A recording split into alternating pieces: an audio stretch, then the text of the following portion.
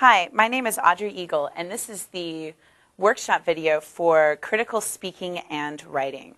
Before watching this video, make sure that you have printed and reviewed the program guide and the class materials, as I will be referring back to them a few times during this video. The objectives of the CSW program are to strengthen students' critical speaking and writing skills. There is only one big change this summer from previous sessions. We have renamed the levels. What in the past was called levels 4 through 7, we're now calling levels 1 through 4. So last term's level 4 is this term's level 1. But please make sure that you do check the program guide to ensure that you do have the correct textbook and the correct edition for the level that you will be teaching. On the first day, it's very important to get students talking. Preview the lesson for the topic and see if you can incorporate it into some sort of icebreaker. For example, in level 1, the students will be reading about a family that travels all over America. A great question to ask students as an icebreaker would be something like, if you could visit anywhere in the world, where would you want to visit? I'm going to break up the tips into levels 1 through 3. And then I will talk about level 4, as level 4 is a little bit different. For levels 1 through 3, always preview the writing topic so that you're aware as to what's coming up. Throughout the lesson, ask them questions to get them thinking. Again, that level 1 story about the family that travels all over America, their writing topic will be to discuss a vacation that they took with their family. So throughout the lesson, get them talking about places that they have visited. During the summary section, remind students of the summary skills that they have learned in previous classes. Because this will have a peer editing session, make sure that you really push your students to write neatly and to circle and underline areas where they've put in transitions or paraphrased. The peer evaluation can be a little bit difficult for students, especially in the lower levels. So when you're doing the peer editing, it's best to do that together as a class and be concrete about it. For example, for the information selection, get student responses on what information needs to be there using the outline that they created. Then tell them a specific breakdown of points. If they included all 5 points, then they get 4. If they're maybe missing something, they get 3 points. Students will have a lot of questions about this, so just remember to be patient. For the organization section, make sure that you emphasize that the students need to have the correct type of transition. If the article is in time order and the student has a lot of cause and effect transitions, that's not a 4. So be specific. With the paraphrasing, again, tell them to count the number of paraphrased words that the students have, and tell them if they paraphrased 8 words, then they get 4 points. If they paraphrased 6 words, they get 3 points, and so on. The grammar grading is a little bit harder for students, again, especially in those lower levels. So give them something simple to check, such as subject-verb agreement or sentence length.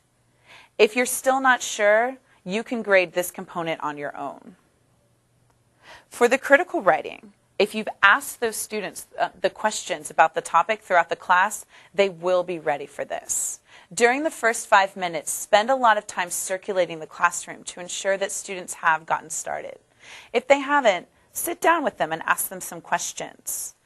Remember that this isn't a test. It's not about them telling the truth or not. If they're not entirely sure what to put, you can tell them that it's okay to make it up. For the group presentation, this will be run a whole lot like the critical thinking project. Use step 1 as a whole class brainstorming if students are having a hard time getting started. For example, in level 1, their first group presentation is to create a brochure of a place to visit in their country. So to brainstorm, get students to tell you about all the fun places there are to visit in Korea. You might learn a few places that you want to visit too. During feedback, Make sure you tell students beforehand what question you will be asking at the end. For example, tell them that you will be asking them about the group's voice control and volume. Tell them that you will be asking about the student's eye contact.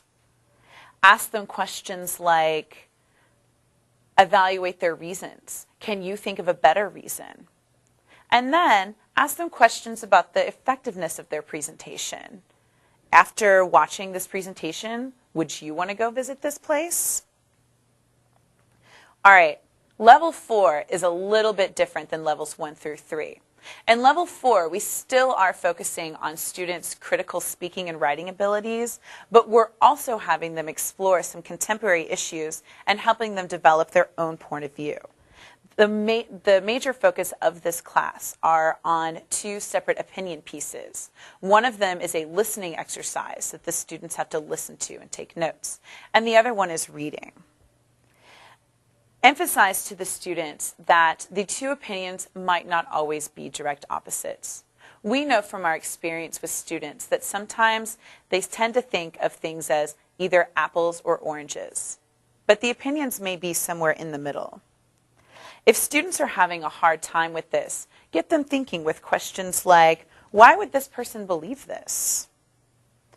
If students are having a hard time focusing only on one opinion, play devil's advocate, but be really careful that you're trying to get them to defend their opinion, not to turn around and agree with yours. Run the presentation similar to how you would run a presentation for levels 1 through 3 or for the critical thinking project. For example, in lesson 1, the topic relates to laws that students think should be kept on the books or removed. Because this is about students developing students' own point of view, don't tell them what they should think. Instead, as a class, brainstorm brainstorm a list of laws, but let the students decide where the laws go, either kept in the books or removed. If students in different groups have different opinions, or if students in a group have different opinions, you can restructure the speech presentation to be more like a talk show or more like a debate. And then that way students have an equal opportunity to express their opinion. Again, during feedback, make sure you preview each presentation with the question that you will be asking them. Which side did they agree with? Did they use good reasons, or is there another reason that the class can think of that would be a better reason? Again, please see the program guide for more information and for instructions on how to record grades and which scores belong where on the ERP. Have a great time teaching this class.